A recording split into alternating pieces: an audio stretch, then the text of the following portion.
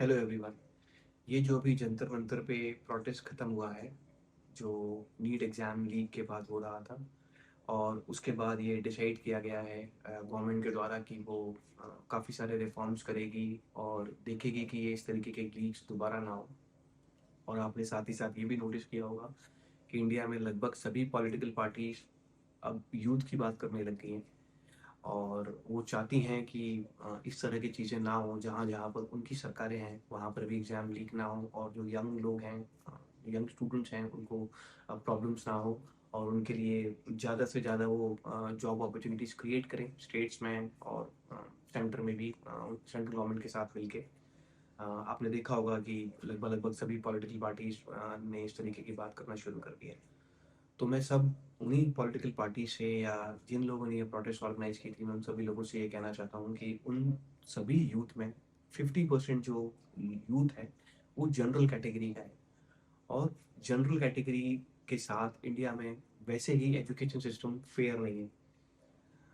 जैसे ही twelfth class के exam होते हैं, ट्वेल्थ क्लास के एग्ज़ाम के बाद जो भी हमारे यहाँ पर एंट्रेंस एग्जामिनेशंस होते हैं हायर स्टडीज़ के लिए, ग्रेजुएशन के लिए, जेई का एग्ज़ाम होता है और नीट का होता है एमबीबीएस के लिए, और जो इंजीनियरिंग के लिए ये बहुत इंपॉर्टेंट एग्ज़ाम्स है और स्टूडेंट्स इसकी प्रिपरेशन भी करते हैं। तो इन एग्ज़ाम्स में 50% रिजर्वेशन होने की वजह से जनरल कैटेगरीज, जो लोगों के मार्क्स अच्छे भी होते हैं, ज़्यादा भी होते हैं, मेरिट में भी होते हैं, वो लोग को वो भी मेडिकल में और उन आईआईटी के कॉलेजेस में सीट नहीं मिल पाती है। तो ये एक तरीके से उन लोगों के साथ भी इनजस्टिस ही है। और आप मान लीजिए कि ये जो लोग हैं जो नीट में मेडिकल की सीट में 10 नंबर या 15 नंबर से रह जाते हैं, और जो आईआईटी जेई के एग्जाम में भी 10 या 15 नंबर से रह जाते हैं, ये लोग अपने स्कूल के टॉपर्स होते हैं। अपने स्कूल के, अपने वो कई कई स्टूडेंट तो अपने जिले के और स्टेट के टॉपर्स भी होते हैं। और ये अ, ऐसा नहीं होता कि एक क्लास में ये लोग टॉप करते हैं, ये अपने नर्सरी से लेके ट्वेल्थ क्लास तक अपने स्कूल के टॉपर्स होते हैं। और ये 9th या 10th क्लास से ये लोग विजुअलाइज करने लग जाते हैं कि हमको आईआईटी में जाना है, हमको एमबीबीएस करना है। और और despite getting very high marks और क्वालिफाइंग मार्क्स, उनको वहाँ पर एडमिशन नहीं मिलता है।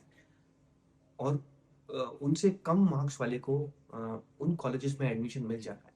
मैं कम मार्क्स वालों के एडमिशन पे कोई वो नहीं कह रहा हूँ कि नहीं मिलना चाहिए, बिल्कुल ही मिलना चाहिए। लेकिन जो जनरल कैटेगरी का बच्चा है, जो क्वालिफाई कर रहा है, जो इतने हाई मार्क्स लेके आ रहा है, उसको एडमिशन नहीं मिलता है, इसमें उस बच्चे की क्या गलती है? हमारा कॉन्स्टिट्यूशन ये कहता है कि इक्वलिटी होनी चाहिए, किसी के भी साथ भेदभाव नहीं होना चाहिए। तो क्या ये जनरल कैटेगरी के लोगों के साथ भेदभाव नहीं है? राइट टू इक्वलिटी है तो इक्वलिटी सबके लिए है। उस बच्चे की उसमें क्या गलती? अब आप इमेजिन करो, जो बच्चा फर्स्ट क्लास से लेके ट्वेल्थ क्लास तक टॉप कर रहा है, उसके पास पढ़ने के अलावा दूसरा कोई काम होगा ही नहीं।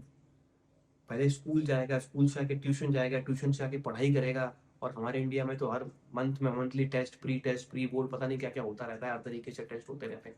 तो बेचारा वो बच्चा पूरे 15-16 साल उन्हीं सारी चीज़ों में उलझा ही रहता है। उसको पता ही नहीं होता कि हमारा सिस्टम कैसा है, हमारी सोसाइटी कैसी है, हमारी समाज कैसा है, उसकी ही नोज नथिंग अबाउट इट। और जब वो एग्जाम दे के आता है, उसको लगता है कि भाई मेरे मार्क्स ज़्यादा हैं और मेरे से मार्क्स किसी के कम हैं, और मेरा सिलेक्शन नहीं हुआ है और इस बंदे का सिलेक्शन हो गया। उसको समझ में ही नहीं आता कि मैं क्या करूँ। और बहुत सारे स्टूडेंट्स सिर्फ इसी वजह से सुसाइड कर लेते हैं, क्योंकि उनको पता ही नहीं होता कि एक दो बार ट्राई करने के बाद कि वो करेंगे क्या।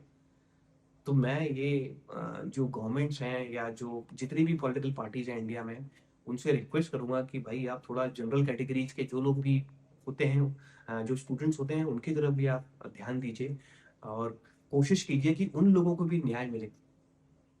हमारा कॉन्स्टिट्यूशन ये कहता है कि भाई जो गलती करेगा सजा उसको मिलेगी। अगर जातिगत भेदभाव देश में हुआ भी है, जितने भी साल, 2000 साल पहले, 200 साल पहले, 300 साल पहले हुआ भी है किसी के साथ, तो उसकी सजा ये करंट जनरेशन को थोड़ी ना मिलेगी। मान लो किसी ने चोरी की है, तो चोरी की सजा चोर को मिलेगी, थोड़ी ना कि उसके बेटे को, उसके पोते को, उसके पड़पोते को, और मिलती ही चली जाएगी।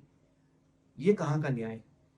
तो मैं ये रिक्वेस्ट करूंगा सारी पॉलिटिकल पार्टी से कि जनरल कैटेगरीज के स्टूडेंट्स के बारे में भी सोचें, और कोशिश करें कि एटलीस्ट एक ऐसा सिस्टम बनाया जाए कि जहाँ पर कोई भी बच्चा हो, मान लो जैसे उसके 90% मार्क्स हैं क्वालिफाइंग एग्जाम में, 85% मार्क्स हैं, 80% मार्क्स हैं, एक एक क्वालिफाइंग क्राइटेरिया बनाया जाए और उसके बाद एडमिशन दे दिया जाए, जैसा कि दुनिया में और अलग जगह होता है।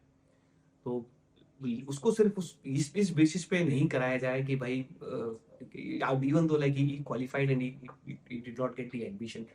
So that is what like I only can request from the political parties of India, that they can try to do the politics of 100% of people in India, not just with some people and some caste and some communities and some religion. That is what I can request them.